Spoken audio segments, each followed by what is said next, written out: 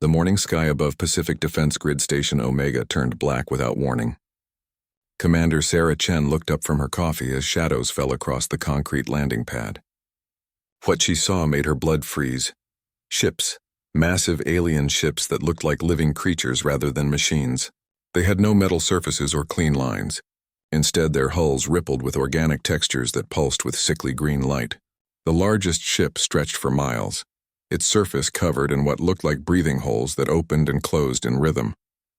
Sarah's communication device buzzed with panicked voices. Reports flooded in from defense stations across the Pacific. The same ships had appeared over every major city on Earth at exactly the same moment. Beijing, Moscow, London, New York, Sydney, all reporting the same terrifying sight. "All units, this is command," came the voice of General Morrison through the speakers. "We are under attack by unknown hostile forces. Activate all defense systems immediately. This is not a drill." Sarah ran toward the command center, her boots echoing on the metal walkways. Around her, soldiers rushed to their positions. The base sirens wailed as massive guns rotated skyward. She had trained for this moment her entire career, but nothing could have prepared her for what came next. The alien ships did not fire weapons. Instead, they released clouds of small flying creatures that moved like a swarm of deadly insects. These creatures were about the size of basketballs, with multiple eyes and long tentacles that sparked with electricity. They moved together as if they shared one mind. The human weapons opened fire. Missiles streaked through the air toward the massive ships above. But as soon as the missiles got close, the flying creatures intercepted them. The little aliens moved with impossible speed and coordination, creating a living shield around their larger ships. Sarah reached the command center just as the first wave of creatures descended toward the base. She watched in horror as they landed on her soldiers. The creatures wrapped their tentacles around human heads and sent electrical shocks through their victims. The soldiers collapsed instantly, their eyes rolling back in their heads. "They're not killing them," Sarah realized with growing dread. "They're taking them alive." The creatures worked with terrifying efficiency. They attached themselves to unconscious humans and began lifting them into the air. The soldiers floated upward toward the massive ships like balloons, completely helpless. Sarah grabbed her rifle and ran outside. The base was chaos. Everywhere she looked, her fellow humans were being captured and carried away. The alien creatures seemed to know exactly where every person was hiding. They moved through buildings and bunkers with perfect coordination, finding humans no matter where they tried to hide. She fired her weapon at the nearest creature. The bullets hit their target but bounced off harmlessly. The creature's skin was harder than steel, yet it moved like liquid when it needed to dodge. More creatures swarmed toward Sarah. She ran toward the underground bunkers, hoping to find some kind of protection. Behind her, she could hear the sounds of her friends and fellow soldiers being captured. Their screams echoed across the base as the creatures dragged them into the sky. The bunker door was heavy steel, but Sarah knew it would not protect her for long. She sealed herself inside and tried to contact other bases around the world. The radio crackled with desperate messages from every continent. "This is Tokyo Defense. We're completely overrun. London Command is gone. The creatures are everywhere. Moscow base, they took everyone. There's no one left." Sarah listened in growing horror as base after base went silent. The entire planet was falling in a matter of hours. Humanity's most advanced weapons were useless against these creatures.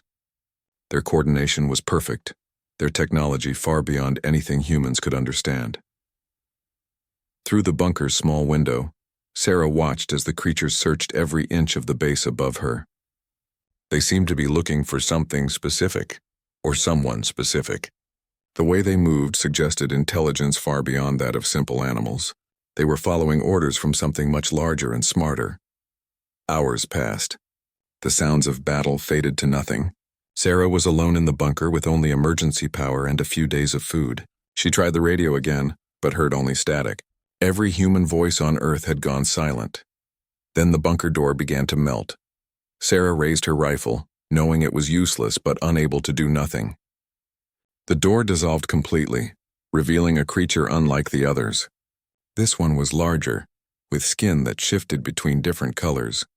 Its eyes were bigger and seemed to hold actual intelligence rather than simple animal cunning. The creature spoke in perfect English. Its voice was strange, like multiple people talking at once. But Sarah could understand every word. Human designation: Commander Sarah Chen, Pacific Defense Grid Station Omega. You will not be processed with the others. Sarah kept her rifle pointed at the creature's center mass. What do you want? I am Vex 9 of the Zephyrian Collective. Your species has been selected for neural harvest. Your brain patterns will join our collective consciousness. However, you present an interesting case study. Case study?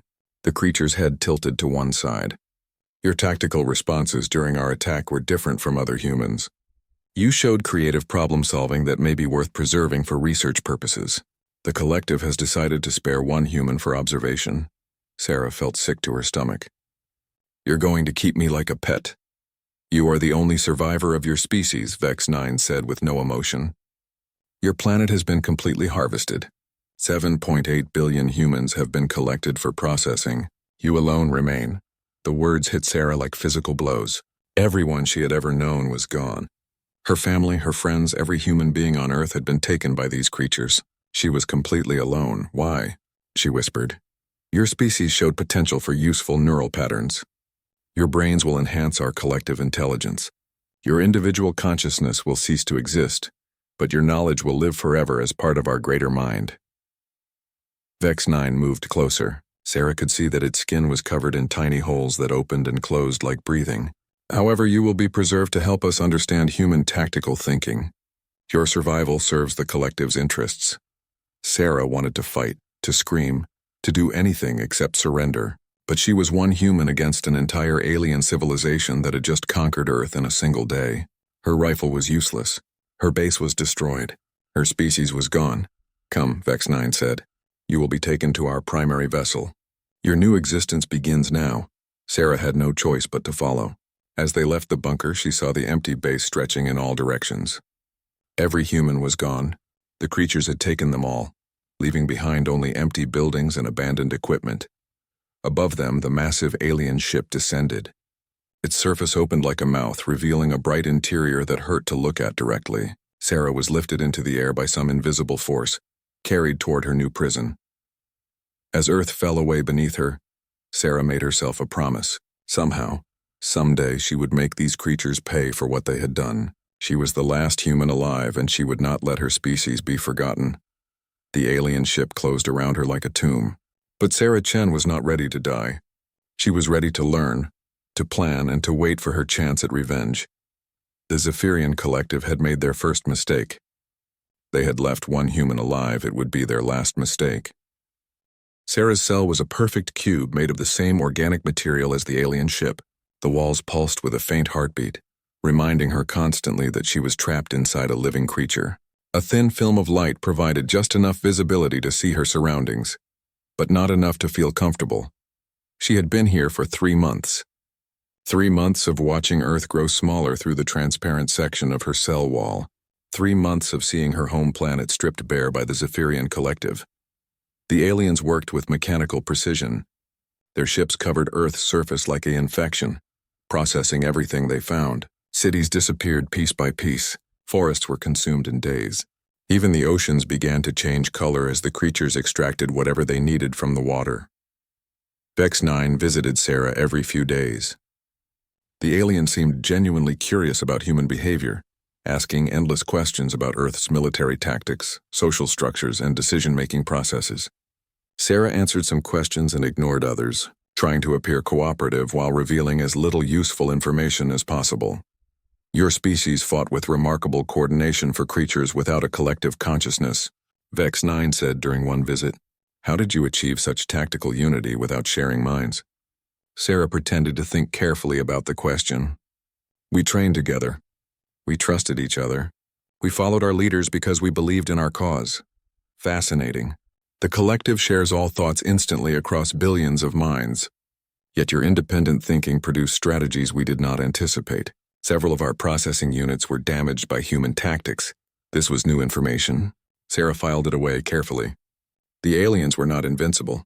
Human weapons had actually hurt them, at least a little. She began asking her own questions, pretending to be curious about Zephyrian technology and culture. How many species have you conquered? She asked. The collective has processed 47 intelligent species across this galaxy sector. Each contributed unique neural patterns to our consciousness. Your species will be the 48th. Sarah felt sick but kept her expression neutral. What happened to their planets? After processing is complete, we extract all useful resources and move to the next target. The planets are left empty but intact. Some are used as breeding grounds for our bioships. So there's nothing left of any of those species? Their individual consciousnesses cease to exist, but their knowledge becomes part of our greater mind. In this way, they achieve a form of immortality. Sarah wanted to scream at the creature's casual attitude toward genocide, but she forced herself to stay calm. She was learning important things about her captors. They were efficient, but they followed predictable patterns. They conquered, processed, and moved on. They did not expect resistance after the initial invasion. More importantly, they seemed to believe they had completely destroyed humanity. Vex 9 spoke about Earth's conquest as if it were totally finished. The alien showed no concern about remaining human forces or hidden bases. This gave Sarah hope, because she knew something the Zephyrians did not. Before the invasion, Earth's governments had implemented something called the Lazarus Protocol. Sarah had only learned about it during her final security briefing, just days before the aliens arrived. The protocol was humanity's ultimate backup plan, a network of hidden colonies and military bases throughout the solar system and beyond. If Earth ever faced complete destruction, these hidden outposts would survive to rebuild human civilization. The bases were scattered across asteroid fields, hidden on the dark sides of moons and camouflaged in deep space. Some were as far away as other star systems, established by secret generation ships that had left Earth decades earlier. The Zephyrians had focused entirely on Earth itself.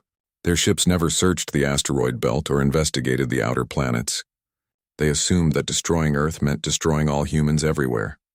They were wrong. Sarah began to plan. She needed to contact the hidden bases somehow, but her cell blocked all communications.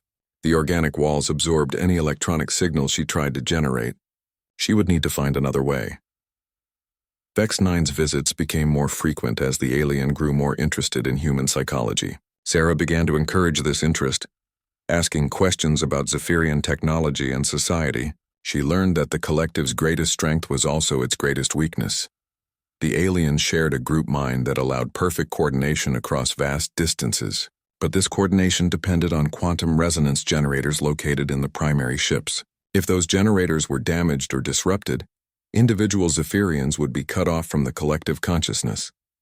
What happens to a Zephyrian who gets separated from the collective? Sarah asked during one session. Such separation is temporary. Emergency protocols allow individual units to function independently for short periods. However, extended isolation causes permanent psychological damage. No Zephyrian can survive alone for more than a few days without losing mental stability. Sarah hid her excitement. This was exactly the kind of weakness she needed to know about. The aliens were powerful as a group but helpless as individuals. If she could disrupt their quantum resonance system, she might be able to cause chaos in their ranks, but first, she needed to make contact with the human survivors. Sarah began to study her cell more carefully. The organic walls were strong, but they were still biological material. They had to have some kind of weakness. She started small experiments, testing different ways to damage or manipulate the living tissue around her. She discovered that the walls responded to certain types of stress. When she pressed hard on specific areas, the tissue would thin and become more transparent. When she scratched the surface in particular patterns, it would change color and texture. Most importantly, she learned that the walls conducted electrical signals, but only in one direction. The cell was designed to absorb outgoing signals while allowing incoming ones to pass through. This meant the ship's communication system had access to her cell, but she could not access the ship's systems, unless she could reverse the signal flow. Sarah began working on a plan that would take weeks to implement. She had to be careful not to attract Vex 9's attention while she prepared. During the aliens' visits, she acted like a defeated prisoner who had accepted her fate. She answered questions cooperatively, and even seemed to develop a strange friendship with her captor. But in the hours between visits, Sarah worked tirelessly to modify her cell's communication system. She used pieces of her clothing to create makeshift electrical components. She carefully damaged specific areas of the wall to create weak points in the absorption field. After 2 months of secret work, Sarah was ready to attempt communication with the outside universe. She had created a crude but functional transmitter, using organic components from her cell walls and electronic pieces from her military equipment. The transmitter would only work once. After sending a single burst of information, it would be detected and destroyed by the ship's security systems. Sarah would have one chance to contact the hidden human bases and tell them everything she had learned about the Zephyrian Collective. She spent days composing her message. It had to contain all the vital information about the aliens' technology, their weaknesses, and their current positions. Most importantly, it had to convince the survivors that Earth's conquest was not the end of the war. Sarah activated her transmitter during what she calculated was the ship's rest cycle. When Zephyrian activity was at its lowest, the message burst lasted less than a second, but it contained everything humanity needed to know. The quantum resonance generators. The processing ship's locations. The collective's inability to function as individuals. The fact that the aliens believed all humans were dead or captured. As her improvised transmitter burned out, Sarah felt something she had not experienced in months. Hope. Somewhere in the darkness of space, human beings were receiving her message. The survivors would learn that one of their own was still alive, still fighting, still gathering intelligence about their enemies. The Zephyrian Collective thought they had conquered humanity completely. They were about to discover how wrong they could be. Admiral Marcus Torres was reviewing supply reports in his office aboard the battleship Defiance when the emergency alarm began to sound. The deep, urgent tone echoed through the corridors of Titan Base, hidden beneath the frozen surface of Saturn's largest moon. Marcus had been expecting this alarm for months. Ever since the Lazarus Protocol activated and all communication with Earth went silent, he knew this day would come. The day when humanity would learn the fate of their homeworld. "Admiral, to the command center immediately," came the voice over the intercom. "We have received a Lazarus transmission." Marcus ran through the corridors of the underground base, his boots clanging on metal walkways. Around him, other officers and technicians hurried toward their stations. Everyone understood what a Lazarus transmission meant. Someone on Earth was still alive and fighting. The command center was buzzing with activity when Marcus arrived. Banks of computers lined the walls, displaying data from across the solar system. In the center of the room, a massive holographic display showed the locations of all known human outposts and colonies. "Report," Marcus ordered as he took his position at the central command console. "Sir, we received a compressed data burst from Earth's orbital space 23 minutes ago," reported Communications Officer Janet Liu. "The signal was heavily encrypted and transmitted on emergency frequencies. It's definitely from one of our people. What's the content?" The message is from Commander Sarah Chen, Pacific Defense Grid. "Sir, according to this data, Earth has been completely conquered by an alien force called the Zephyrian Collective. Commander Chen appears to be the only human survivor, held prisoner aboard an enemy vessel." Marcus felt his blood turn cold. They had all feared this possibility, but hearing it confirmed was like being punched in the stomach. 7 billion people. Gone. "Show me everything," he said quietly. The holographic display changed to show Sarah's message. Her voice filled the command center, speaking quickly and efficiently as she delivered the most important intelligence report in human history. "This is Commander Sarah Chen, serial number 7749 Delta.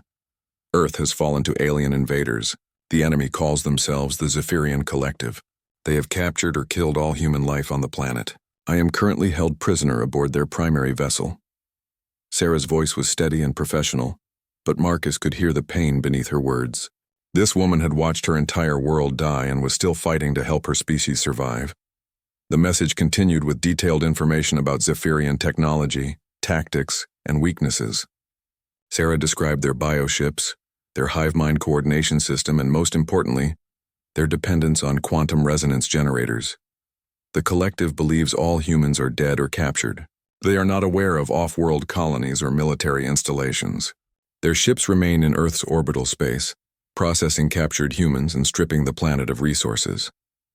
When the message ended, the command center was silent for several moments. Marcus looked around at his officers, seeing his own grief and anger reflected in their faces. Then he saw something else: determination. "How many people received this transmission?" Marcus asked. "The signal was broadcast on all emergency frequencies, sir. Every Lazarus Protocol installation in the solar system should have received it. That includes the lunar bases, the asteroid mining colonies, the Jupiter orbital platforms, and the deep space monitoring stations. Marcus nodded. Within hours, every surviving human in the solar system would know what had happened to Earth. They would all be looking to him for leadership.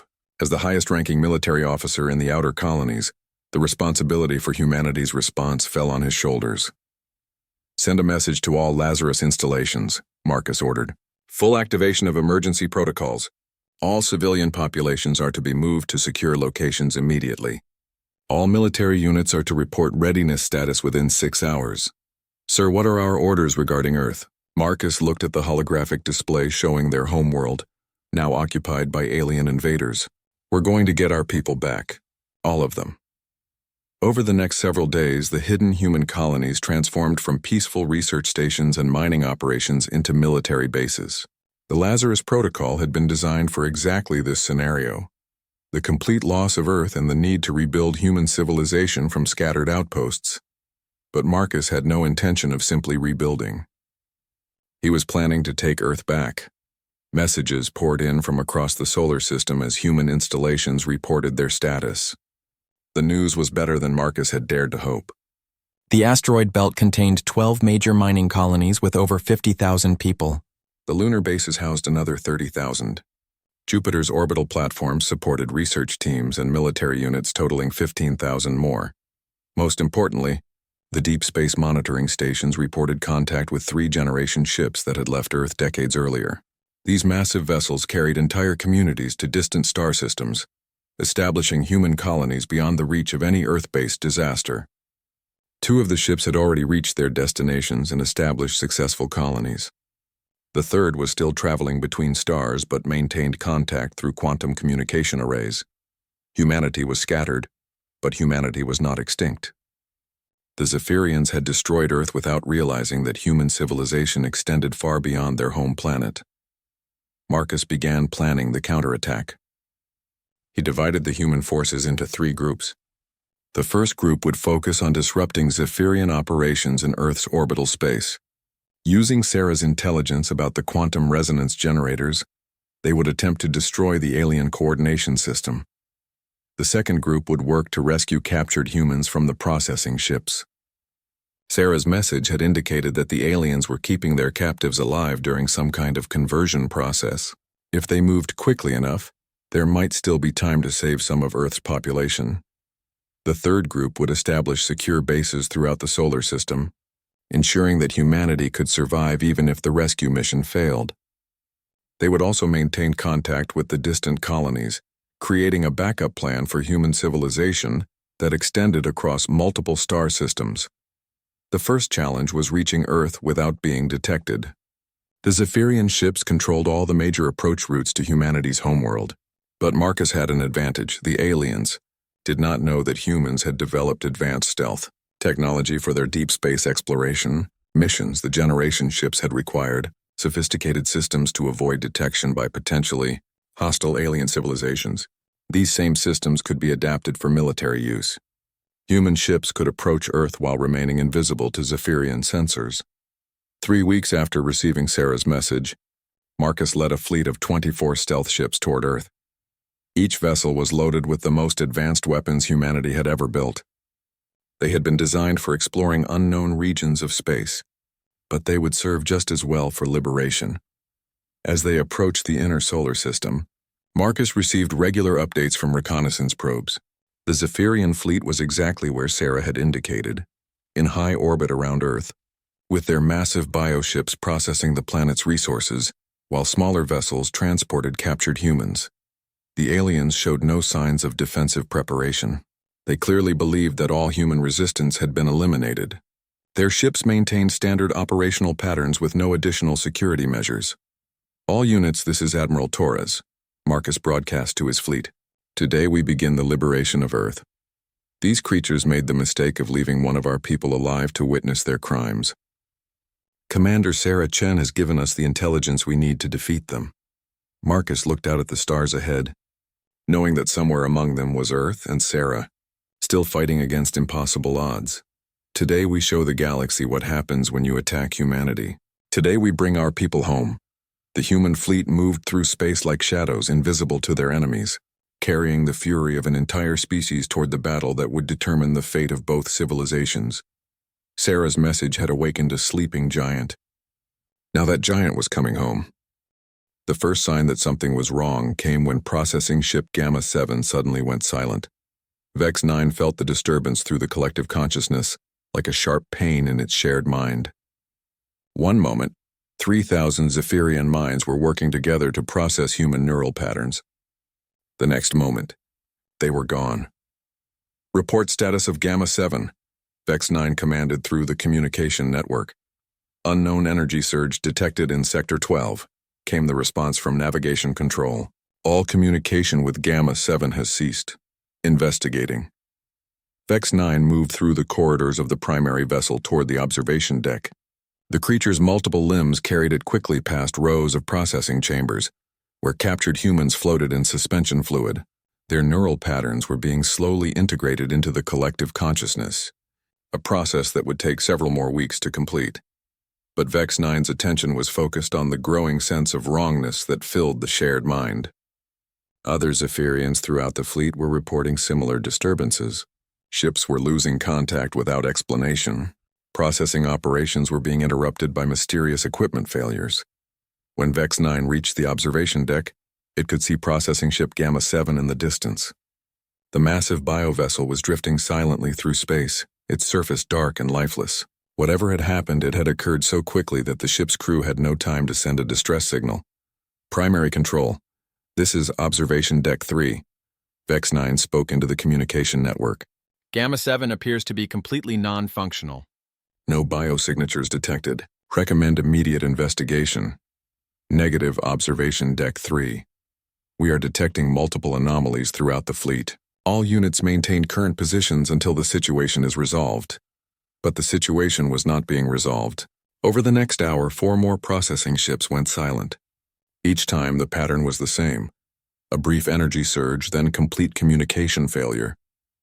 The ships themselves appeared undamaged, but they showed no signs of life. Vex 9 felt something it had never experienced before: uncertainty.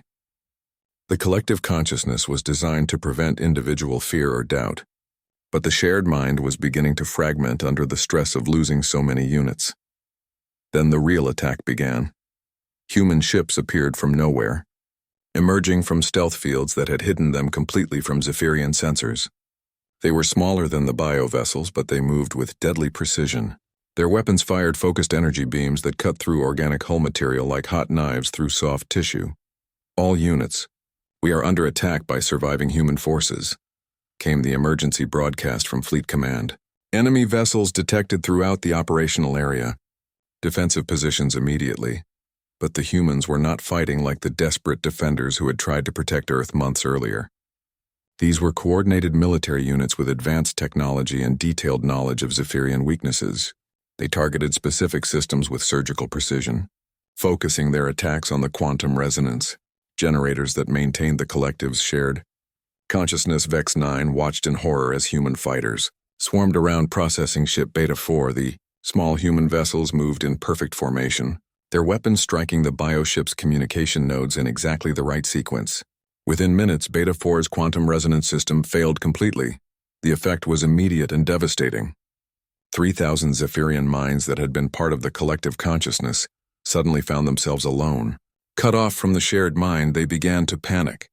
Their coordinated movements became chaotic as individual fear overwhelmed their ability to function. Processing. Ship Beta 4 began to tear itself apart from the inside as its crew lost their collective sanity. How are they doing this? Vex 9 demanded through the communication network. How do the humans know our system vulnerabilities? The answer came from Fleet Command, and it sent a chill through every connected Zephyrian mind. Analysis indicates detailed knowledge of our quantum resonance technology.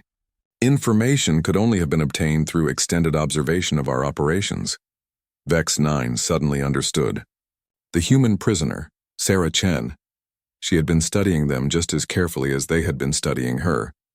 Every question she had asked, every casual conversation about Zephyrian technology, had been part of an intelligence-gathering operation. The humans had never been as helpless as they appeared. They had been learning, planning, preparing for this moment. All units focus fire on the human vessels, Fleet Command ordered. Destroy them before they can damage more resonance generators.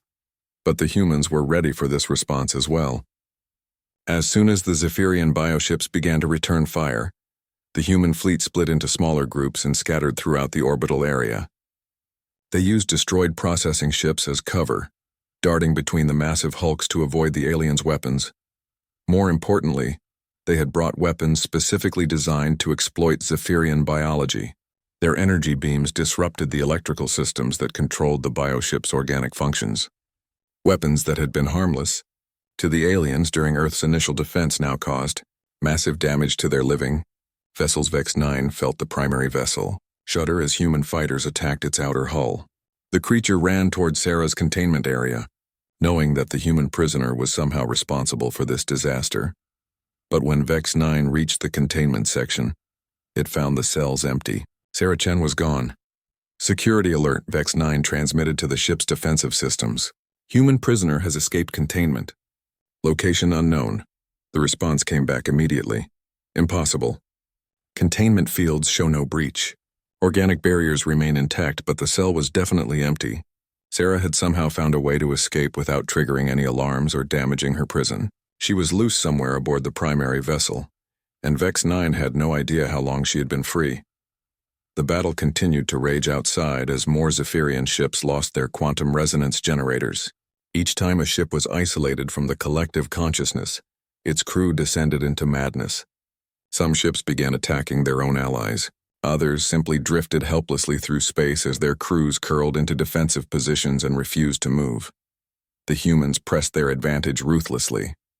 They had spent months planning this attack, and every move was calculated for maximum effectiveness. They knew exactly which systems to target and in what order. They understood Zephyrian psychology well enough to predict how the aliens would respond to losing their shared consciousness.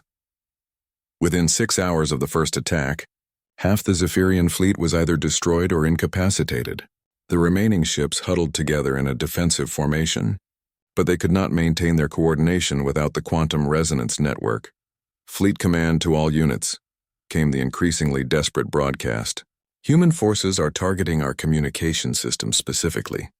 They possess detailed intelligence about our operational methods. We must assume complete information security breach. Vex 9 knew the truth was even worse than Fleet Command realized. The humans did not just have intelligence about Zephyrian operations, they had a human agent still active aboard the primary vessel. Sarah Chen was somewhere in the ship, probably working to sabotage their most critical systems. The creature began searching for Sarah, moving through corridors that pulsed with emergency lighting. Around it, other Zephyrians moved with increasing panic as reports of defeats poured in from throughout the fleet. But Vex 9 was beginning to understand something that terrified it more than the human attack. The aliens had always believed that their greatest strength was their unity, their ability to think and act as one vast mind. But Sarah Chen had shown them that individual creativity and independence could be just as powerful. The humans were winning not because they had better technology or superior numbers, but because they could adapt and improvise in ways the collective consciousness could never match. Each human ship captain made independent decisions based on the changing tactical situation. They took risks that no unified mind would ever approve. They fought like Sarah Chen, alone, desperate, and absolutely determined to win. As explosions rocked the primary vessel and the sounds of battle grew closer, Vex 9 realized that the Zephyrian collective had made a fatal error. They had underestimated humanity, and now they were paying the price for that mistake. The humans were coming to take back everything that had been stolen from them, and they were going to succeed. Sarah Chen stood in the primary vessel's central command chamber, surrounded by the bodies of the Zephyrian command crew. She had not killed them. They had died from the psychological shock of being separated from the collective consciousness. When she destroyed the ship's quantum resonance generator, the chamber was a horrifying sight. Organic walls pulsed weakly with dying light, and strange alien machinery sparked and smoked from the damage Sarah had caused. But what disturbed her most were the Zephyrians themselves, curled into helpless balls as their individual minds collapsed without the support of their shared consciousness. Through the chamber's transparent viewing wall, Sarah could see the final stages of the battle. Human ships darted between the remaining Zephyrian vessels like deadly insects, picking off the alien fleet piece by piece. Most of the bioships were already destroyed or floating helplessly in space. Admiral Torres's voice crackled through the communication system Sarah had repaired. "This is Admiral Torres to Commander Chen. Sarah, if you can hear this, we're coming to get you." Sarah activated her improvised transmitter. "Admiral Torres, this is Commander Chen. I'm aboard the primary vessel and I have control of their central command systems. The main fleet is neutralized, but there are still thousands of captured humans in the processing chambers." "Understood, Commander. We're moving to secure all processing ships. Our medical teams are standing by to help the survivors." Sarah felt a wave of relief wash over her. The rescue teams would save whoever they could from the Zephyrian processing chambers. Not everyone would survive. Many humans had already been too deeply integrated into the alien consciousness to be safely recovered. But thousands would live, and humanity would endure. "Sarah," Admiral Torres continued, "you need to know. We've been in contact with our colonies and other star systems. Word of Earth's conquest has reached every human settlement in the galaxy. They're all asking the same question. What should we do about the Zephyrians?" Sarah looked around the command chamber, thinking about the 47 species that the collective had consumed over the centuries. All those civilizations, all those lives absorbed into the alien hive mind and then forgotten. The Zephyrians had been doing this for thousands of years, moving from star system to star system like a plague of locusts. "Admiral, I'm accessing their navigation databases now. I have the locations of every world they've attacked, every species they've destroyed. Some of the data goes back centuries." Sarah's fingers moved across the alien control interfaces, pulling up file after file of conquest records. The scope of Zephyrian crimes was staggering. They had wiped out entire civilizations, harvested billions of intelligent beings, and left dozens of worlds as empty graveyards. But they had also kept detailed records of everything they had stolen. Genetic patterns, cultural information, technological innovations, all preserved in vast databases for integration into the collective consciousness. "Admiral, they didn't just kill these species. They absorbed everything. Their knowledge, their memories, their unique ways of thinking. It's all here in their computers. Can it be recovered?" Sarah studied the data streams flowing across the alien displays. "Maybe. If we can reverse their integration process, we might be able to reconstruct some of what they stole. We could bring back pieces of these lost civilizations. Then that's what we'll do," Admiral Torres said firmly. "But first, we need to make sure the Zephyrians never do this to anyone else." Over the next several days, human forces systematically captured or destroyed every Zephyrian vessel in Earth's orbital space. The aliens who survived the loss of their collective consciousness were taken prisoner, though most were reduced to barely functional states without their shared mind to guide them. The rescued humans were in various stages of neural integration. Some had been captured so recently that they suffered no permanent damage. Others had been partially absorbed into the collective and required extensive medical treatment to restore their individual consciousness. The most severely affected could not be saved. Their minds had been too deeply merged with the alien hive to be safely separated. But nearly 2 million humans were successfully rescued from the processing ships.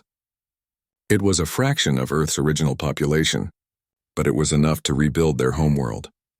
Sarah found herself appointed as humanity's new military commander, responsible for coordinating the response to the Zephyrian threat throughout the galaxy. Her months of captivity had given her unique insight into alien psychology and technology, making her the natural choice to lead humanity's expanded role in galactic affairs. The first priority was locating and neutralizing other Zephyrian fleets. Using the navigation data from the primary vessel, human forces began hunting down collective ships throughout known space.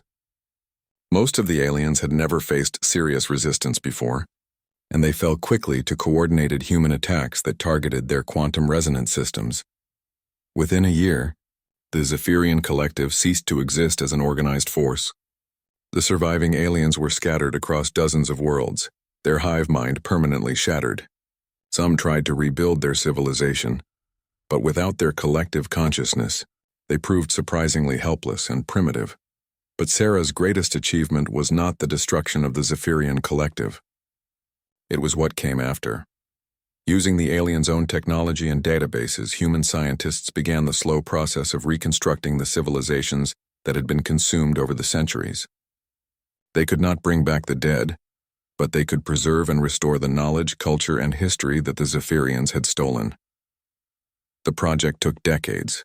Teams of researchers worked to decode genetic patterns and cultural information from the alien databases. They built monuments to remember the lost species and established research centers to study their achievements.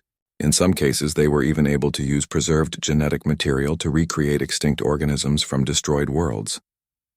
Sarah, now an admiral commanding humanity's exploration fleets, stood before the galactic communication array that had once belonged to the Zephyrian collective. She was about to broadcast a message that would reach every inhabited world in the galaxy. "This is Admiral Sarah Chen of the Human Star Alliance," she began, her voice carrying across space to hundreds of different species. "1 year ago, the Zephyrian collective attacked our homeworld. They believed they had destroyed our entire species. They were wrong." The camera focused on Sarah's face, showing the determination that had carried her through months of captivity and years of war. "The collective is no more. Their fleets have been destroyed, their hive minds shattered. The species that terrorized this galaxy for centuries has been stopped. But our work is not finished. We have recovered the records of every species the Zephyrians consumed. We know about the civilizations they destroyed, the knowledge they stole, the lives they took. We are working to preserve and restore everything we can of what was lost." Sarah paused, looking directly into the camera. "To the species who still live in fear of Zephyrian raids, you are safe now. To the worlds that lost contact with colonies or trading partners, we are investigating every disappearance.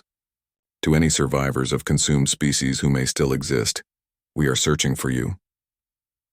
The human species was nearly extinct. One person was spared to witness the collective's crimes. That witness has become the voice of justice for every species they wronged. Sarah's expression hardened as she delivered her final words. "Let this be a message to any other species that believes it can prey upon the innocent.